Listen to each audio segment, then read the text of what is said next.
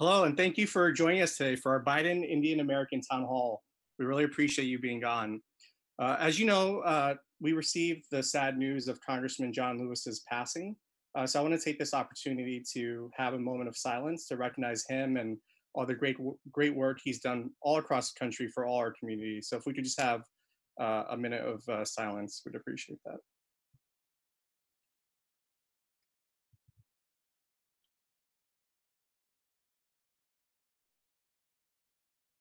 Thank you for that. My name is Amit Jani. I'm the National Asian American Pacific Islander Director for the Biden campaign. And as an Indian American myself, I'm so proud that we're all coming together today to make a difference in this election cycle. As we'll hear from our panelists today, the Indian American community has grown in size, influence, and in our political and civic involvement. Being from Jersey City, New Jersey myself, I know just growing up in a largely diverse and densely populated Indian American community, we're seeing more community members across the country run for public office, whether that's in Arizona, Texas, or many other states. More Indian Americans are joining politics and government as staffers, including some of the folks you'll see and hear from today, and others on our campaign like Maju Verghese, who's our Chief Operating Officer, or Meta Raj, who's our Digital Chief of Staff on the Biden campaign. And very importantly, everyday members of our community like yourselves are doing their part by helping to volunteer for campaigns all across the spectrum, hosting phone banks, taking part in fundraisers, writing op-eds in support of the vice president, and so much more. As we all know, our election in November for president is going to be historic, and we really need your help, the support from the Indian American community to really make a difference. So please join us through our Indian American outreach for the Biden campaign. We'll also be following up after this town hall on ways you can get more involved with the Biden campaign. So without further ado, I want to thank the AAPI Victory Fund and Indian American Impact Project for co-hosting this town hall, as well as our wonderful panelists. Next, I would like to introduce Shekhar Narasimhan, who is the chairman and founder of the AAPI Victory Fund, an organization focused exclusively on building the political power of the Asian American Pacific Islander community. With that, I'll turn it over to Shekhar. And thank you, Amit. It's a great pleasure to be here. Thank you all very, very much for giving us a little piece of your afternoon on a Saturday. On behalf of the AAPI Victory Fund, which serves as an umbrella political group for the many nationalities that make up the Asian American, Native Highlander, and Native Hawaiian, and Pacific Islander communities, it's a large diaspora, just like, frankly, the Indian American diaspora is. We have co-hosts, South Asians for Biden, who are a grassroots organization that we'll tell you about at the end, and how you connect with them, and Impact PAC, which has done quite a bit of work with the Indian American community, stimulating folks to run for campaigns. So welcome to this Indian American Community Town Hall. We believe that this electorate has come of age. And a couple of slides that I'm going to show you are going to tell you why we are important to this election, why we are doing this, and why you will see so much engagement with the Biden campaign. So first of all, we had well over 800 registrants for this event, which itself tells you something with regard to what kind of interest there is in talking about this issue of politics in 2020 and the fact that our community is already woke. The question is, are we ready, as Amit says, to step up with volunteers and votes to deliver the White House to Joe Biden? So are we willing to be more proactive? As you all know, and as Amit mentioned, last night we heard the sad news of the passing of an icon of civil rights, Representative John Lewis. I've heard from a number of Indian Americans who live in Georgia 5, which is the district he represented proudly for 2 decades, 3 decades almost. Chairman Perez knew him well. And so I'm going to ask Chairman Perez to say a few words about him at the beginning of his remarks. Now, just for a very quick overview of the Indian electorate. And if we can have the slides, Weber. So this is prepared for us by our data guru, Karthik Ramakrishnan. Next. So first of all, just so you know that for the first time in 2018, most of these slides are 2018, some 16, and some have a little bit more information. And we'll have a copy of this for you. So I'm going to run through them very quickly.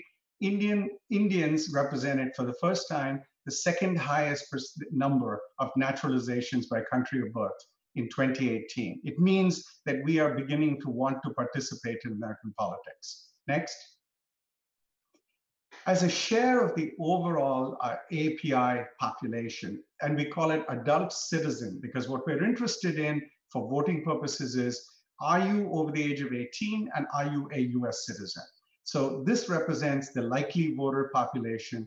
Indian Americans represent the third highest percentage of the various groups within the API umbrella. Next. And what is important about the Indian American voting patterns is it is consistently high, not low. To the contrary, it is high. It got bigger in 2018, but it's still lower than white turnout. And so there's room for us to get further, and you will see how that data will work. And we are among the strongest Asian American Democratic voters. Next. So what has happened is, first of all, it leads to citizenship. You have to register to vote, you register to vote, and then you actually vote.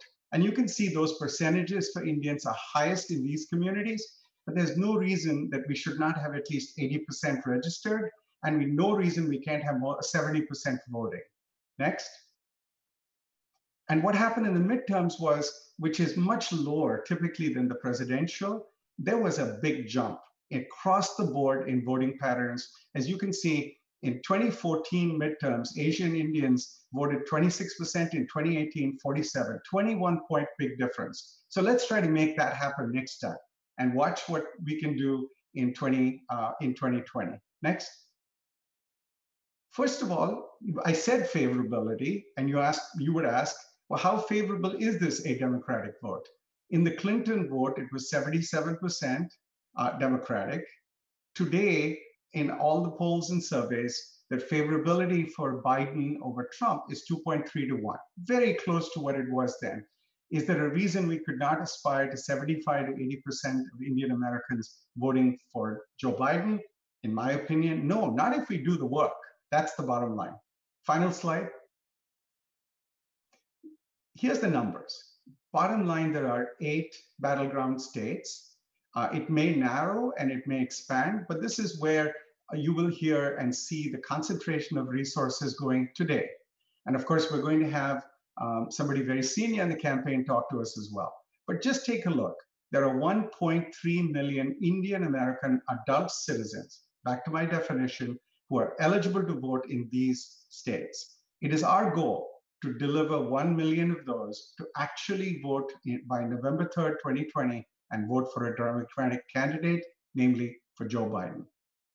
Thank you for the slides. Appreciate it. They will be available to you. Bottom line for us is now, how do we get this activated and make it work? So may I please welcome to the stage Tom Perez, the chairman of the Democratic National Committee, and Julie Chavez Rodriguez, senior advisor to the Biden campaign. Good afternoon. Thank you so much, Shekhar, for your very kind introduction. And thank you and to everyone who organized this incredible event. The number of people here on a Saturday afternoon is remarkable. It's a tribute to the determination of everyone. And I want to thank all the panelists and organizers. The next panel is a panel of all-stars, and I've had the privilege of working with many of them, and they are truly remarkable.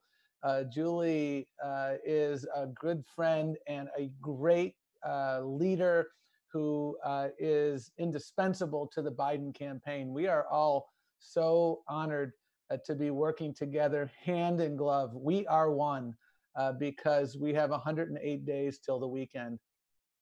I'm a night owl like my mother.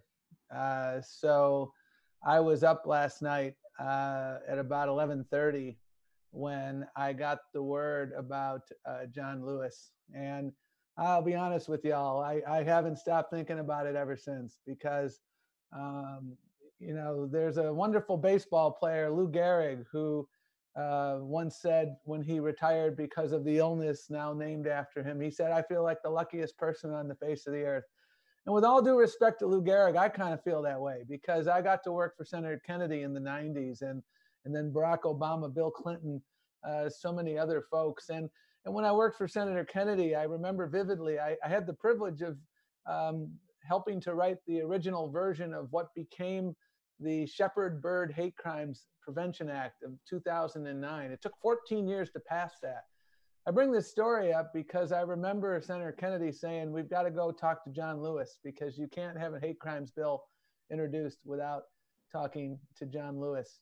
And any of you who know the traditions of the House and the Senate, usually what happens is House members come over to the Senate. It's not necessarily fair, but it was kind of the practice. Not for Senator Kennedy. We go see John Lewis because Senator Kennedy and all of us held him in such esteem. I think about the moment we're in right now where we have leadership that so divides us. And I think about John Lewis, and I think of a uniter, a compassionate healer, someone who had the remarkable fortitude to forgive the daughter of George Wallace. Forgiveness is such a hard thing in life. But for John Lewis, he understood the necessity of empathy and compassion, loving thy neighbor, loving thy enemy, which is really, really hard.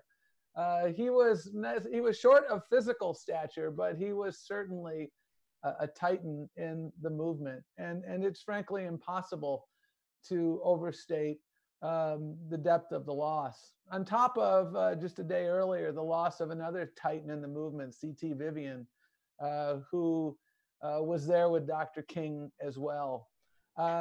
We put out a video and it embodied really the essence of what we are talking about today. And I invite you to go take a look at it. It's about a minute. It's all clips of John Lewis. And one of the things he said, and he said it often, is that voting is the most powerful nonviolent tool we have to create a more perfect union. And I can think of no better tribute to pay to John Lewis than to have this discussion and to redouble our efforts to make sure every single person eligible to vote gets out there and votes.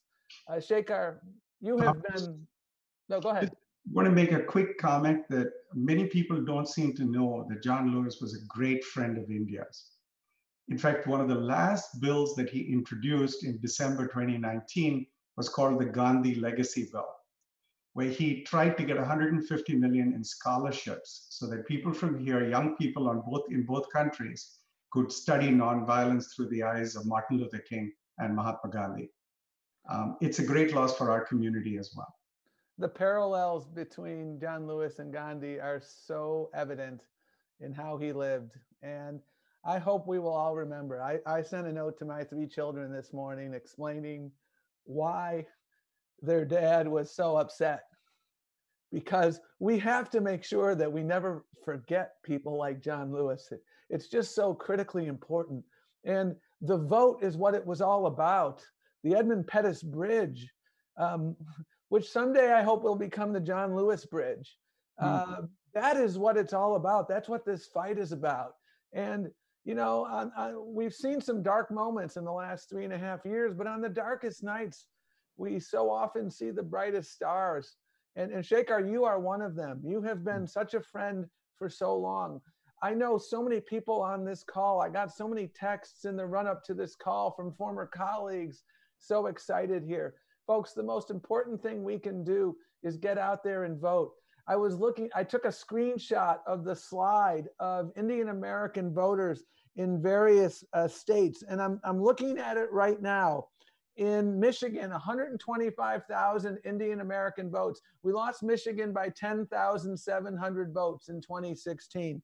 In Pennsylvania, 156,000. We lost Pennsylvania by 43,000.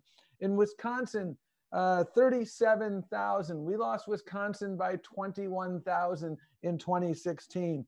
I could go around the horn, but I will just stop with those 3 there to say the Indian American vote, the AAPI vote more broadly can be an absolute difference maker. When you look at the evolution of voting patterns, in 1992, if you were to aggregate the votes of Ross Perot and George Herbert Walker Bush, the AAPI vote was roughly 2/3 Republican. Now you go to Obama and you've seen that reversed. And then the stats that you just showed, it continues to be more and more and more Democratic, and a bigger and bigger and bigger denominator. And that is the work that we must continue. And the reason for that is simple, and that is the values of the Democratic Party are the values of the AAPI community. We understand that opportunity should be there for everyone. We understand that immigration is what has always made America great and always will. I have so much appreciation for all the healthcare workers, AAPI healthcare workers in the front lines, many of whom have made the ultimate sacrifice in this pandemic. And this pandemic has laid bare the utter incompetence of this president. I want to say thank you to people like Dr. Murthy and others who've been out there. Dr. Murthy is a seasoned professional. Thank God he was around in the Obama administration during Ebola and other crises. That's the illustration of the importance of having seasoned professionals, and most importantly, a president who will listen to seasoned professionals. Every so often in our nation's journey to form a more perfect union, there's a person that meets a moment. And I think we're at one of these moments. We need a healer in chief. We need a uniter in chief. We need a commander in chief that can talk to anyone around the world and command respect, because that person knows that leader. That is Joe Biden. And the reason I am so enthusiastic, as someone who started working with Joe Biden 25 years ago in the US Senate, we need him desperately, because we need leaders with compassion. We need leaders with competence. We need leaders with a bold vision. And when you look at the platform document that will be soon released, that is a bold vision for an America that works for everyone. We need to make sure that we address this pandemic, and Joe Biden has a plan for that. We need to make sure we address the economic depression, and I use that word carefully, but accurately, that has resulted from this president's failure, abject failure to pay attention. We need a president who can unite us, who doesn't throw gasoline on the fire in the aftermath of unconscionable events like the murder of George Floyd. We need a healer in chief, a consoler in chief. And that is why it is so important. We have made dramatic investments in the infrastructure necessary to win. We're so proud to be partnering with the Biden campaign. I come to you folks with both sobriety and optimism. Sobriety born out of the fact that we have 3 different crises in this country right now. Sobriety born out of the fact that we have the most dangerous president in American history, a president utterly incapable to do the job, utterly incapable of summoning any sort of compassion or empathy that John Lewis modeled in his life and Joe Biden has modeled throughout his life. But I come to you with unrelenting optimism, because I see so many bright stars everywhere we go. I know we can do this, and I look forward to continuing to work with you on these issues moving ahead. The one thing I would say to you all in closing is we cannot be complacent. When I read these polls that say he's up by 9 or up by 10, no way, folks. This is going to get closer. Don't believe those polls. What I love about the Biden team and what I love about the DNC team is everybody is hungry, everybody is humble, everybody is hardworking, and everybody is in it together. And we are hustling to the finish line, 108 days till the weekend. And just think about those 3 states alone that I mentioned. The Indian American vote alone can be the difference in moving forward. And we've made unprecedented investments in data, technology, organizing, all of the critical elements, and also voter protection. All of these elements we continue to invest in so that we can win. But we know we can't win without your help. So thank you so much. And I want to turn it over to my good friend and colleague, Julie Chavez Rodriguez, who has been a remarkable leader in every job she has had and continues to do so now. Thank you so much, Chairman. Thank you so much, Shekhar, for inviting me to join you all today, and to Amit for being a tremendous leader on our campaign, throughout the, primaries and now into the general election. As the chairman mentioned, we are so excited about the opportunities that we have, ahead of us to really be able to organize and engage all of our communities. We know that it's going to take really rebuilding the Obama-Biden coalition of voters to ensure that we have not just a victory in November, but we have a strong win that will enable us to, implement the robust agenda that we know Vice President Biden has already laid out. Not just for the Indian American and AAPI communities, but across the board for all of our communities. We know we're facing unprecedented times right now. We're in the middle of a public health crisis. We're dealing with an ensuing and growing economic crisis. Our country has definitely been, I think, raw with the, racial tension or racial injustice that we have been combating and fighting for so long. And much of this has been, as the chairman mentioned, exacerbated by the inability of the individual in the White House currently to lead and to have a plan of action to be able to move our country forward. And we know that we're dealing with unprecedented times, and that's going to require an unprecedented, level of organizing and level of engagement from all of our communities. This cycle, we are facing, many things that, from, I think, some of the misinformation that we've already begun to experience, whether it's, misinformation that is nefarious, or those that are coming directly from the Trump campaign in his attempts to continuously try to, redefine who Joe Biden is. But we know exactly who Joe Biden is, and we know what Joe has stood for throughout his career as a committed public servant, as a single father for some time, raising 2 boys with tremendous values and character, to then go on to serve, Bo in the military. So we've seen a tremendous amount of character from him, and that's the kind of leadership that we need right now. Now, in addition to the misinformation that we are going to have to combat, we know, as the chairman mentioned, that there are going to be voter suppression efforts, that there are efforts underway to limit, vote by mail, or limit some of the kinds of, more expansive voting options that we're going to need to make sure that everybody feels safe and to be able to vote in November. We cannot be in a position, and we need to continue to, push the fact that we can do both.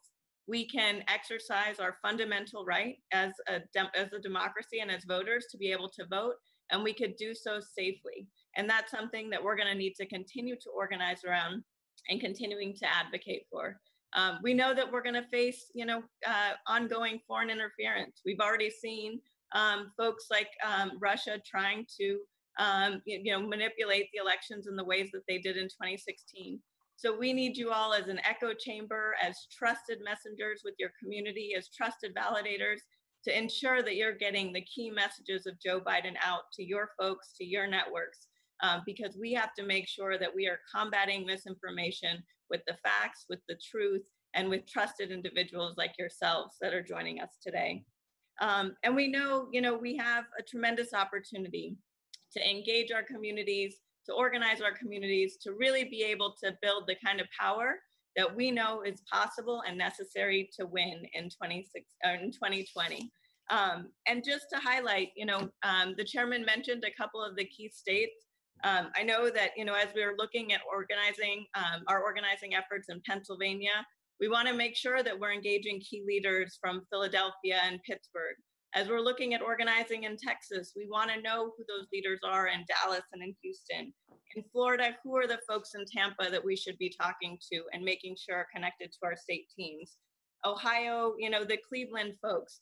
We know that there are important, sectors of the Indian American community throughout our country, throughout our battleground states, and we want to make sure we're, engaging and connecting directly with you all, with the key leaders there, with the key, radio stations, newspapers, whatever outlets it is that, really are speaking to the community, and again, are these trusted messengers. So I'm so proud to be able to join you all today. If I could just take one more moment to introduce the newest member of our team, who's a senior advisor and a speechwriter, Vinay Reddy, who has just joined the vice president's team, but is not new to the Biden family, and just really honored to be able to introduce him as our newest senior advisor. Welcome. Great. Well, thanks, Julie, for that. Thanks for everyone for joining. I know there's a lot going on in everyone's lives. Really appreciate the time. I'll be very quick because there's a lot of great stuff to hear from today. As Julie mentioned, I just joined, but I've been, with the VP for many years now. I serve as his head writer in the White House. And it's an amazing job in that one in particular, because as much as you get to see, the world and the country, you really get to see people through his eyes and sort of, how he views politics, public policy, and the responsibilities that, our leaders should take on their shoulders. And he always sees people where they are. It's never with judgment. It's sort of with compassion. And it's especially so, I think, for so many immigrant families, understanding the struggle, the hopes that we have when you come here, the dreams you have for your kids. And it's not just sort of an abstract policy for them, right? So like whenever you're speaking, whenever you're talking, whatever you're doing, it's got to be real. You got to feel it. And this whole idea of compassion and empathy, we always kind of think, oh, it's sort of like too deep of concepts, but it's a real thing. And with him, it is a very real thing. And, and it's personal, my two daughters were born when I was working for him, and people are like, oh man, that's going to be a really stressful job to do. And other people are like, it's going to be the best place you can have kids working for Joe Biden, because the first thing he's always going to ask is, what's your obligation to your family first? And so that would be it. First thing you'd ask, how are your daughters doing, before you'd actually get any work done. How's your mom doing? How are your parents doing? All the small stuff matters. And I think we're seeing that now in a time where we feel disconnected from each other, where we feel like, are we really losing something deeper than a lot of the stuff that we see? And I think he's uniquely situated to sort of bring that sense of belonging back, to not cast each other aside or alone. And, the other thought here is, one of the most memorable experiences is he was the first vice president to host the Diwali reception at his home at Naval Observatory.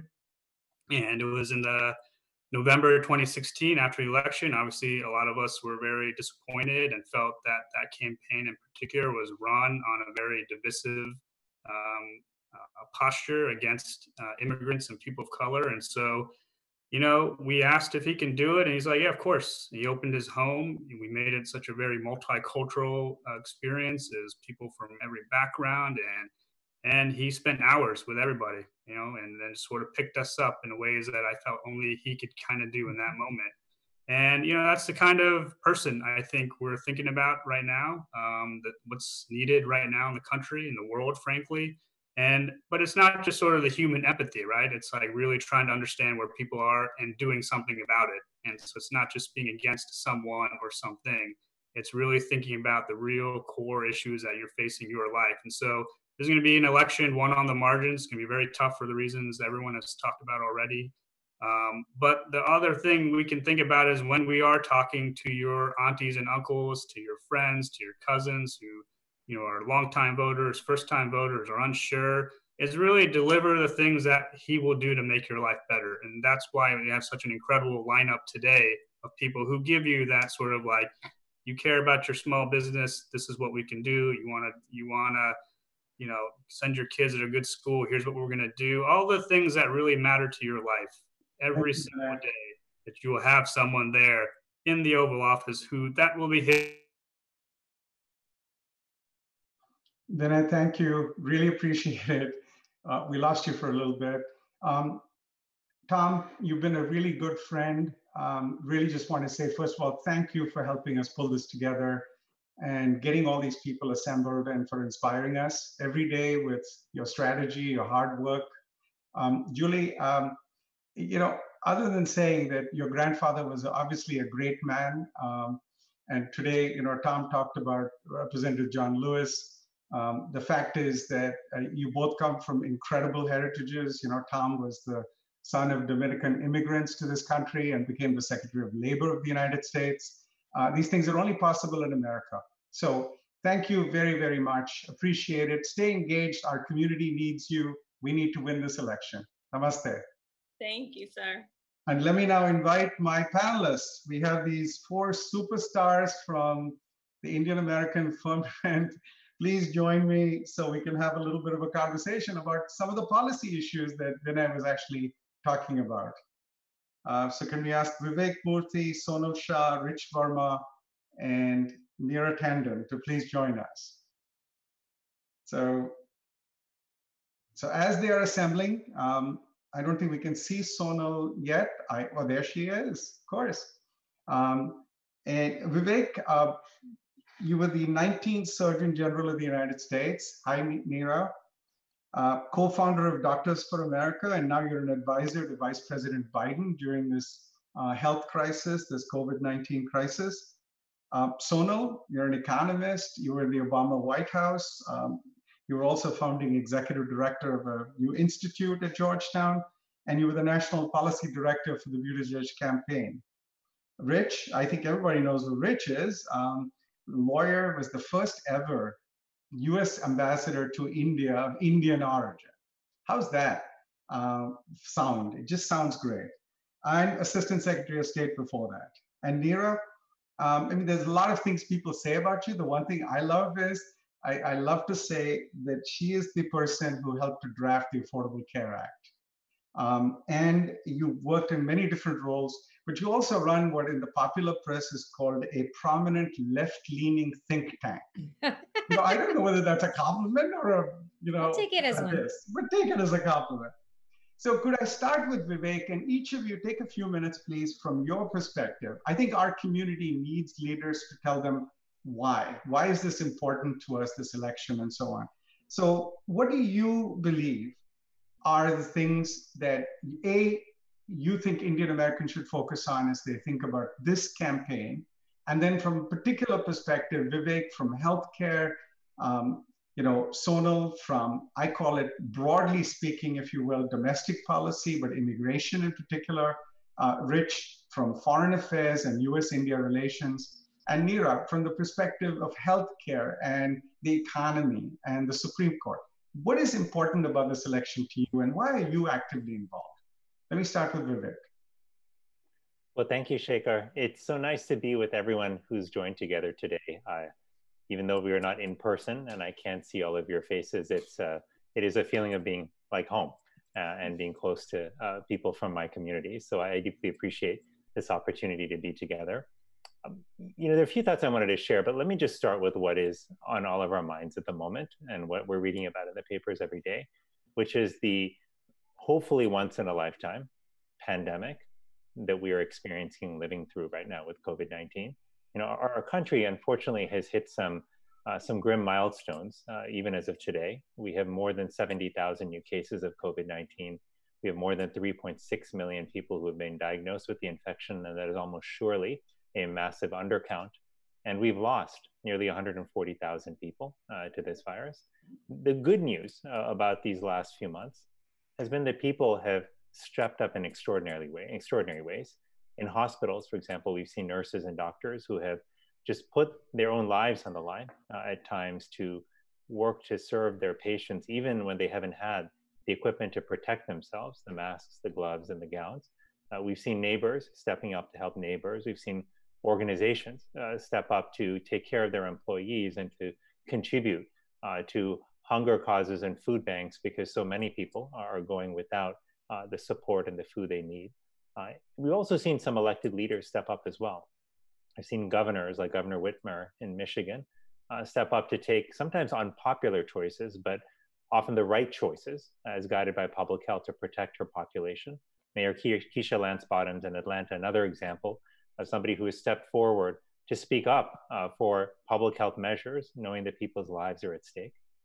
But what I worry about is that when we look at the overall trajectory of our country with COVID-19, it has not been good.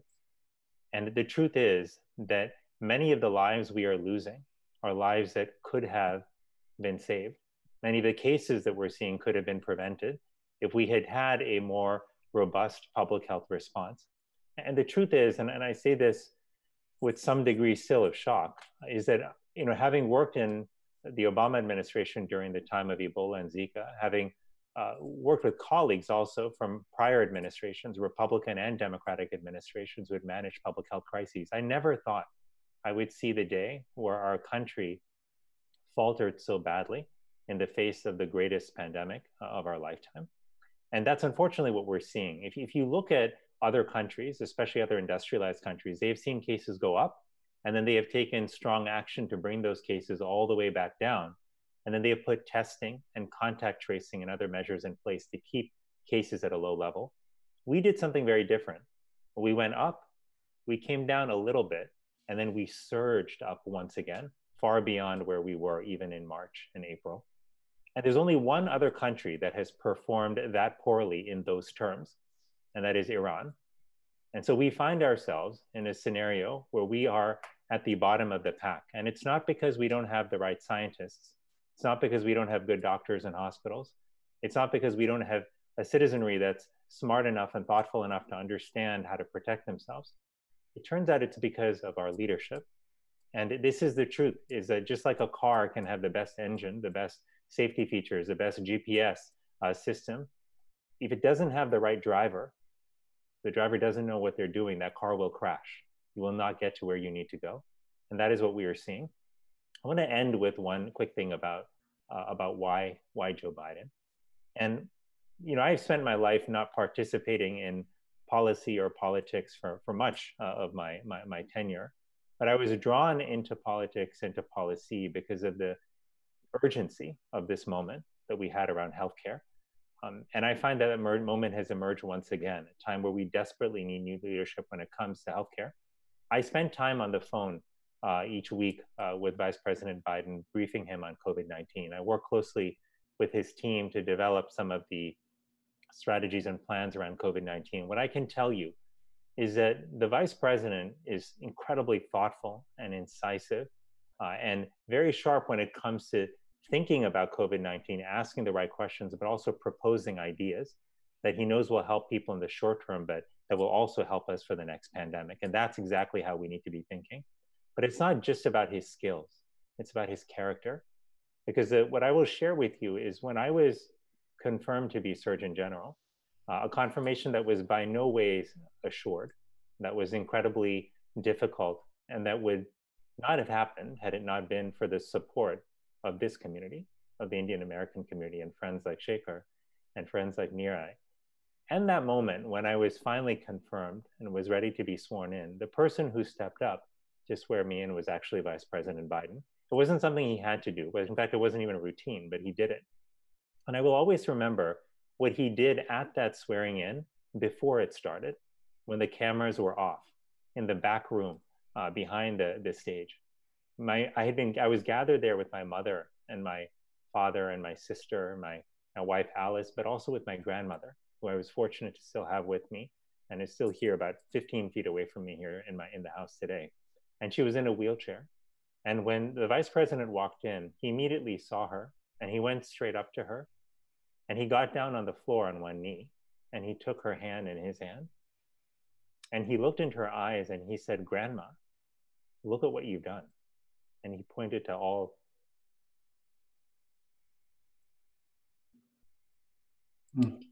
the people who had assembled there. And what he knew is he knew our story. He knew that our story in the Indian American community was very similar to that of many other immigrants, where our parents and the generations before us made extraordinary sacrifices for us to come here. And I know that whatever jump I make in my life, from where I started to where I end up, it will never equal the leap that my parents made and the sacrifices that they and my grandparents made. And I related that story to him a couple of years ago. I said, "Sir, do you remember saying that to my grandmother?"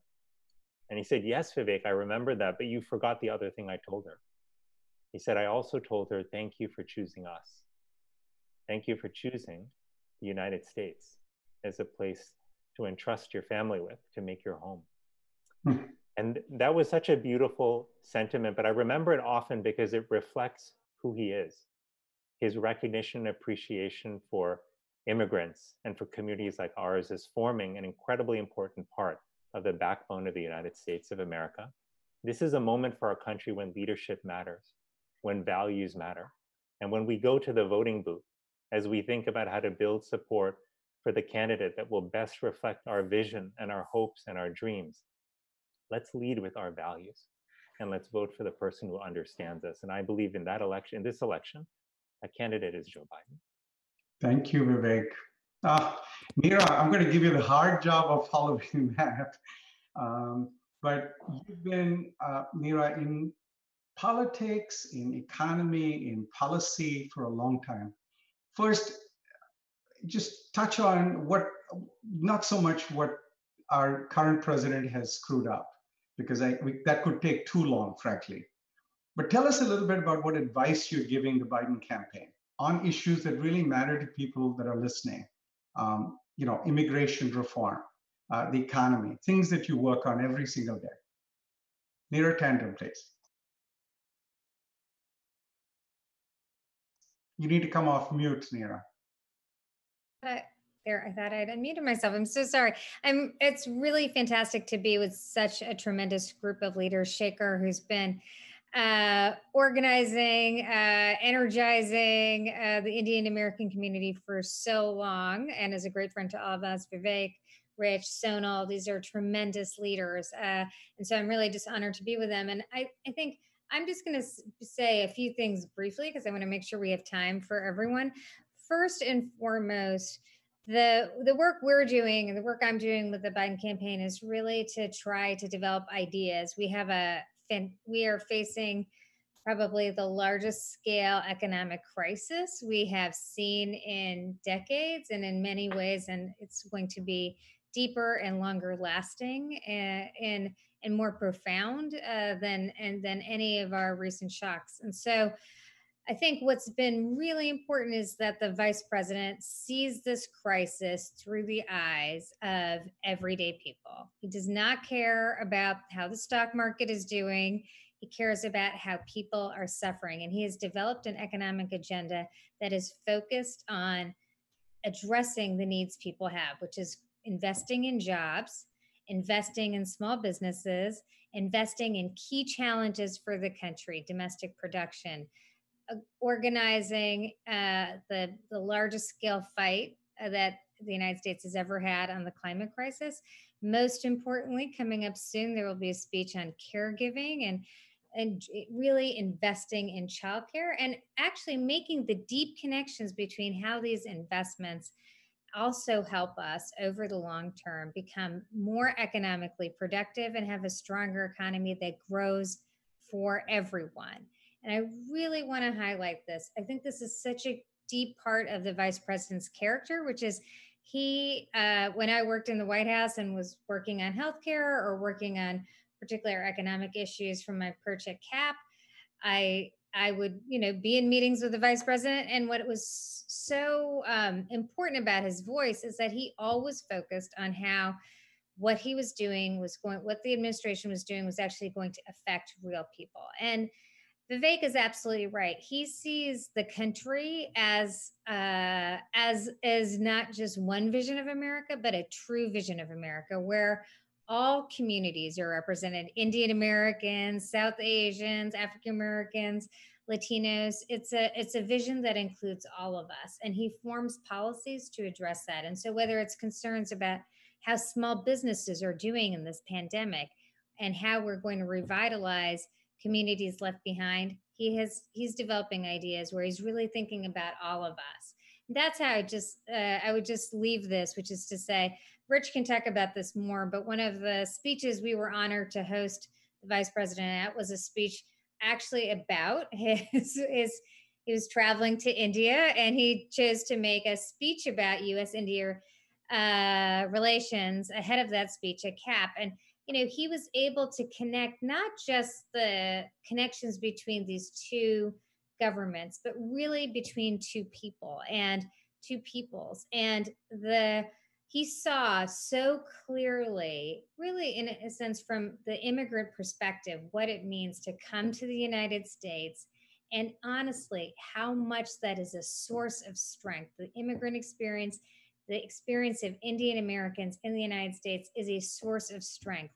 And because he understands that, I think he will be a president that we will all be so proud of. And that's why I will just add my voice to say, it is vital, not that you're here today, which I'm glad that you are. It's important.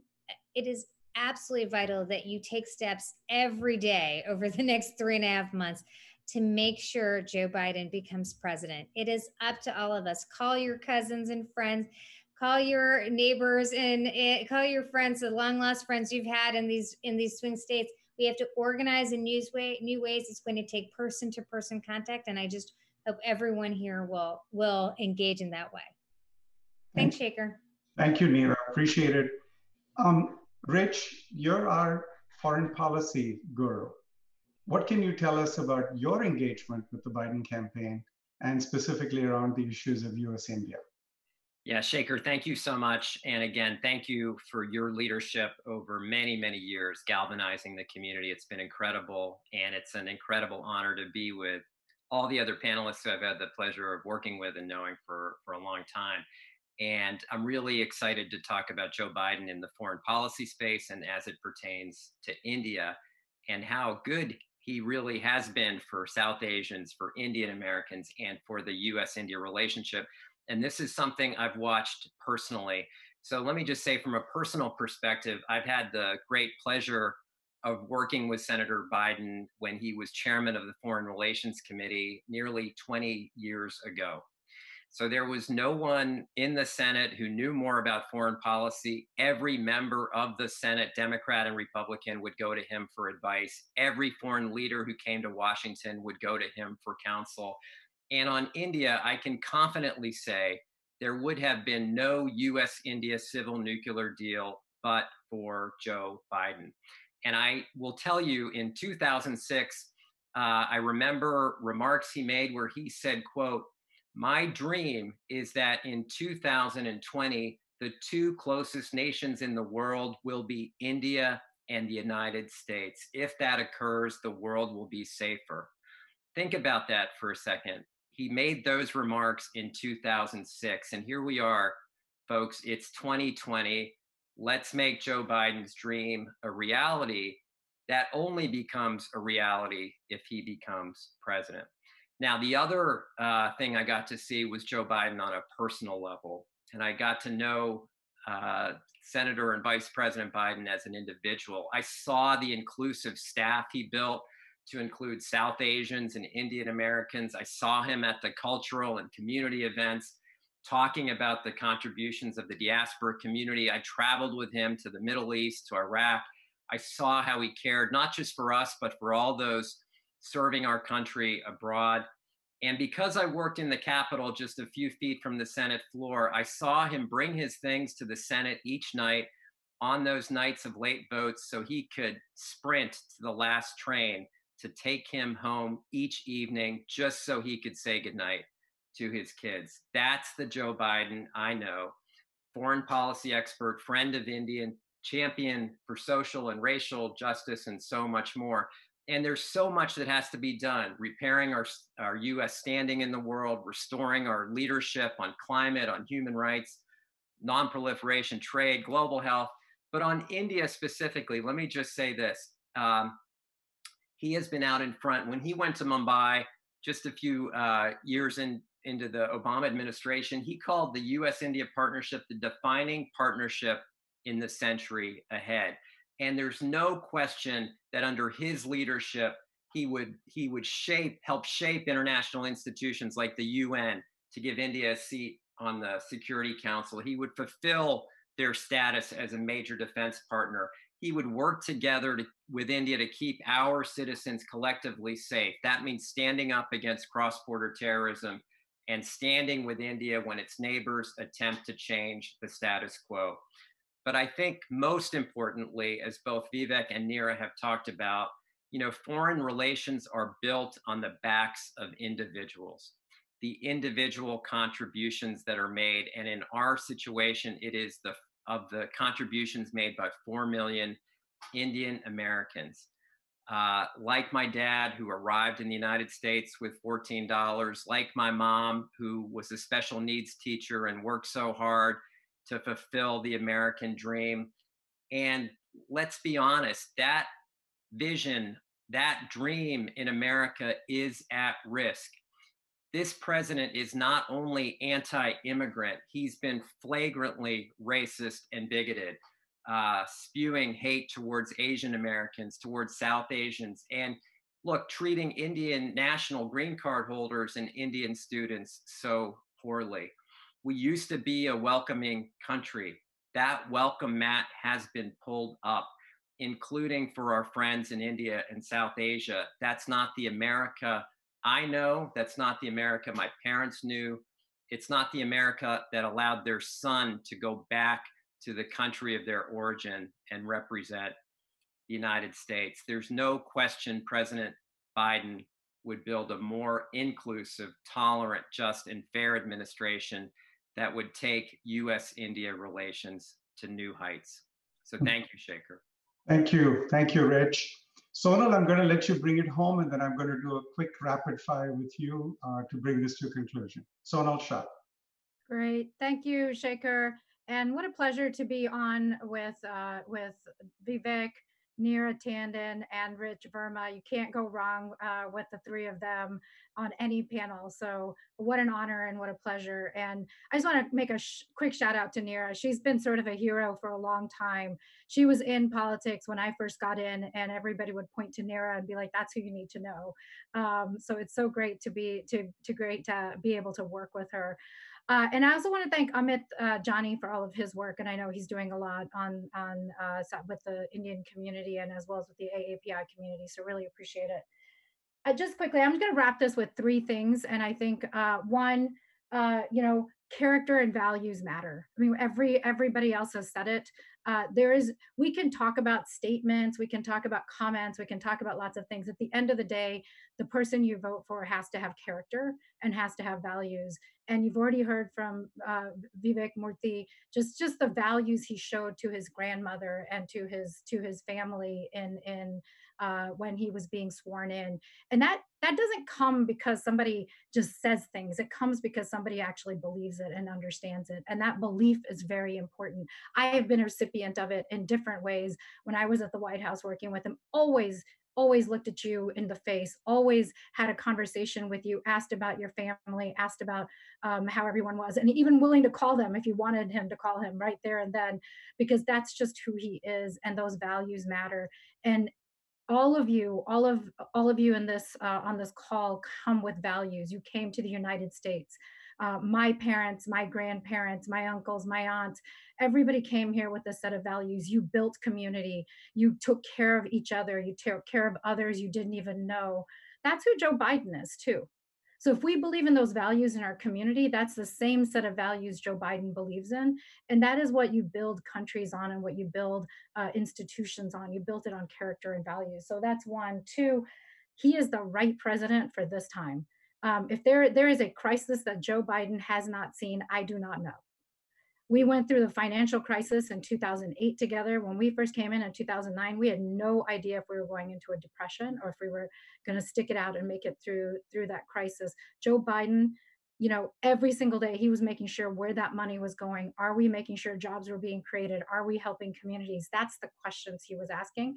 He's been through that. He led us through the Ebola crisis when it happened in the Obama administration, and he knew how to do that. He kept us informed, but at the same time had clarity of vision of where we should go. He knows how to manage crises, and he's been there. And Rich already told you what he was already doing in the Senate.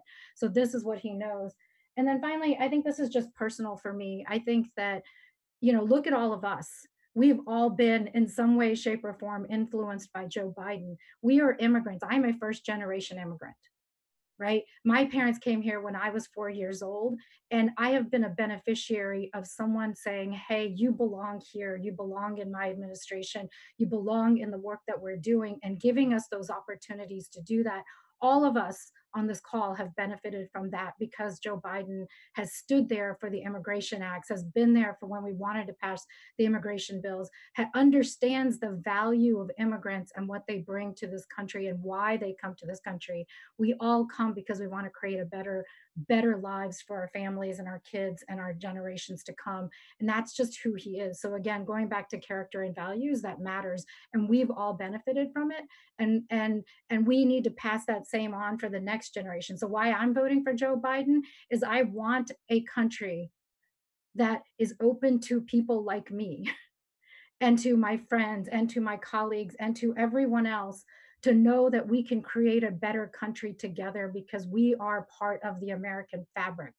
We are not just immigrants. We are not just, people sitting on the side. We are part of that American fabric, and welcome us in to help create that fabric, because we've been lucky enough to be able to do that. But it took people like a Joe Biden to allow us and help us participate and give us those chances. And we've benefited from that. So now I vote because I believe he is the right person, and we can build that country together with him. Thank you, Sonal. So what I'm going to do is, because I know we're running a little bit behind, we started a little late, so I'm going to ask the audience's indulgence. We need a few more minutes because we got tons of questions. We've sifted them. So I'm going to ask one question of each of you separately, and if we can keep our remarks to about a minute in response. Let me start with you, Vivek. What are you hearing and telling Vice President Biden right now that needs to be done to support frontline workers? This question comes from Dr. Vijay Mehta in Temple, Texas. Yes, well, thank you, Dr. Mehta, also affectionately known as Uncle Vijay, as a lot of us call him. Thank you so much for that question. So there's actually a lot that Joe Biden has in mind to strengthen our healthcare systems and, more importantly, the situation for frontline workers. Number one, in this COVID-19 era, he recognizes that sending our healthcare workers to war, in a sense, without masks and gloves and gowns is like sending our army to battle without the armor that it needs and to protect itself. And he has an aggressive plan in place to actually develop and create the PPE, the protective personal equipment that clinicians need, so they don't have to worry about getting sick and bringing it home to their families. The second thing that I should note is he also has a plan in place for providing better mental health care and supports to people on the front lines, recognizing just how traumatic it can be and how anxiety, depression, and post-traumatic stress disorders show up later. And finally, well, there's a lot more we can talk about here, because actually he has both COVID-19 related plans, but many outside that. I'll just mention this, that he recognizes that the root of so many problems our frontline healthcare workers are seeing is actually a public health system that has failed. Because public health is not working in communities, illnesses are developing and showing up on the doorsteps of nurses and doctors around the country.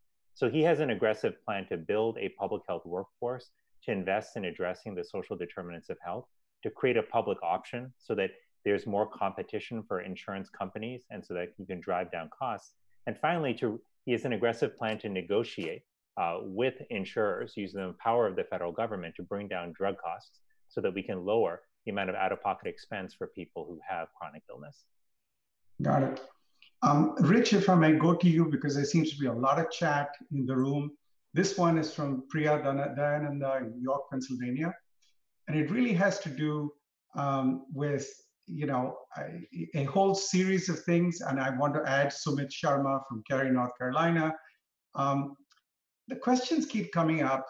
Is a President Biden going to be good for India? They've asked questions, they've said things about other parts of the dialogue. So there seems to be this disinformation campaign, frankly, which I consider very divisive. What can you say speaking to that? And then Neera, I'm going to come to you on the whole issue, on a very similar issue, but it's foreign policy. But what can we do to avoid the community getting divided by disinformation?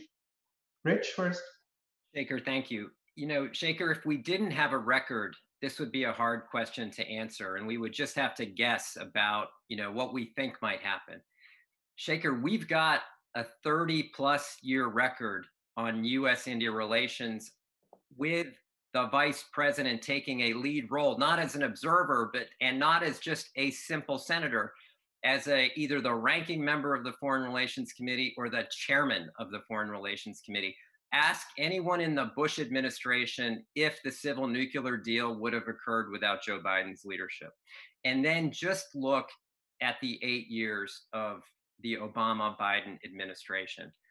First administration to argue for a seat on the UN Security Council for India. First administration where a president visited India twice during its term. First administration where a US president sat as the guest for Republic Day. First administration to make India a major defense partner. First administration to increase the complexity of our military exercises. first administration to take our relationship with India global, the Paris Climate Agreement, the global health security agenda, doing development work in other nations, sharing intelligence, standing up against cross-border terrorism, building up our presence in Asia, and standing up for individuals, and an administration that had more Indian Americans than any other administration in history. Give me a break. This is going to be the best president for US-India relations that we have ever had. Wow.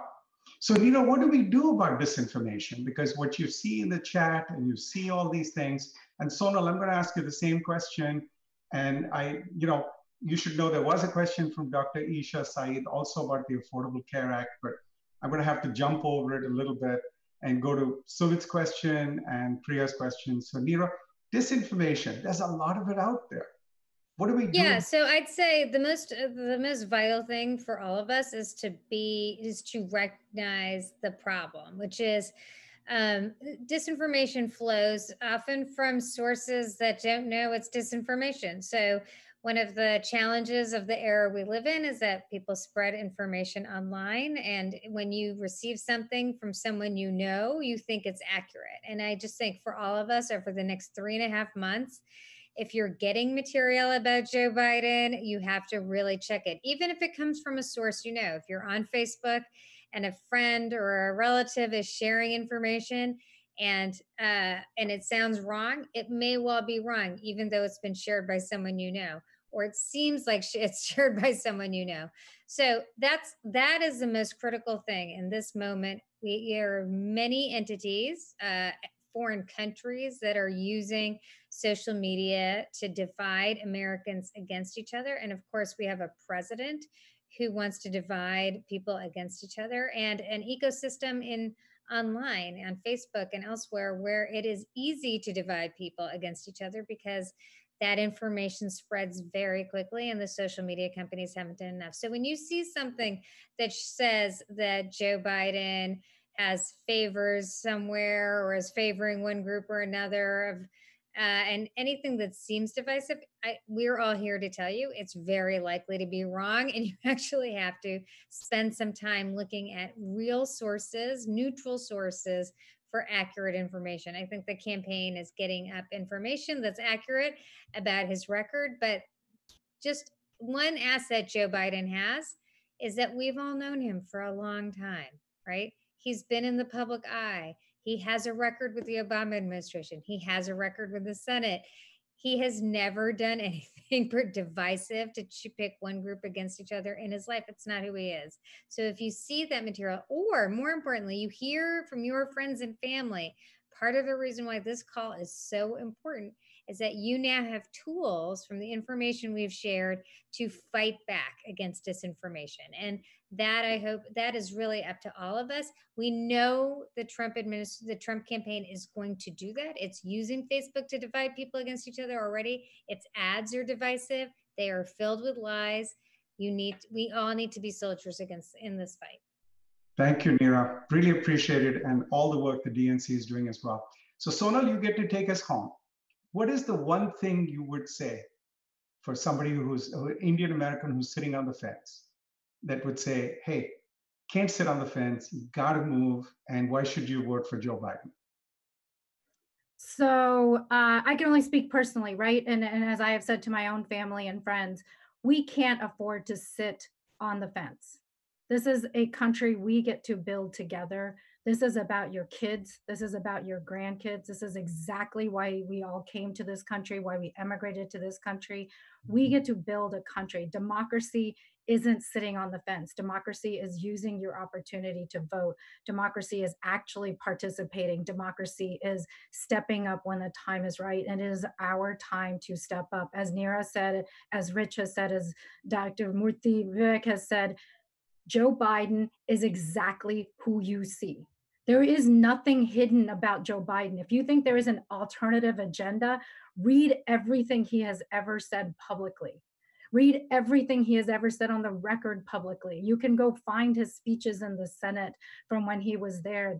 Everything is available. If you do not believe any of that, call us, ask us. We would be happy to validate for you who he is. There is nothing that you do not know about Joe Biden. He's as happy as you see. He makes mistakes like you see. He's funny as you see. He is who he is, and he has been that way for the last 30 years. We have to step up. If we have issues on how the administration runs, we still have a responsibility to step up. And that means when he's president, we will walk in and we will also have those conversations to say, this is what our community cares about. It doesn't end because you voted for him. It ends when he wins, and we can still step in and have that conversation. So there's no end to this. It is actual participation. It is actually participating in the democracy. It's being a part of the democracy. And I say this again, look at the four of us. We are immigrants whose families have benefited, including you, Shaker, all of us who have benefited from this party, the Democratic Party, embracing us, taking us on, giving us these chances, not just allowing us, giving us the opportunity to participate and do everything that we can, and stepping in. And when we did, and when you, the community, stood behind Vivek Murthy, and when Joe Biden gave him support, that is what matters. It does not end when Joe Biden's elected. We will still have a responsibility to make this work. And this is our job. Joe Biden is the right person to become the president of the United States. He is, and character matters. Please, let's be clear. We don't need presidents who want to divide us. We need a president who wants to make progress moving forward. We deserve it as a country. We deserve it as a people. But frankly, we owe it to the next generation. Mm-hmm. Thank you, Sonal. Very powerful. What can I say? Look, Vivek, Rich, Sonal, Neera, I certainly hope and pray that Joe Biden listens to some of this and puts several of you in his cabinet or a sub-cabinet. I can't wait to come to your swearing-ins. And for this community to win is what Sonal said. It's not just about the election and your vote. It's the issues. It's convincing your neighbors and your uncles and aunties. By the way, thank you all for not calling me uncle. I really appreciate that. So I'm going to let you go because I want to thank the speakers and co-hosts and all the volunteers. Basically, we're going to show a slide that tells you how you can participate in this campaign. So Vaibhav, if you'll show the slide, because the bottom line here is we need to stand up. We need to be counted on, and just literally listen to the words of Congressman John Lewis. He said, we have got to stand up and be counted when there's any injustice in the world. At this point, there is injustice in the world, and we need to stand up together. We need to stand up for people we believe in.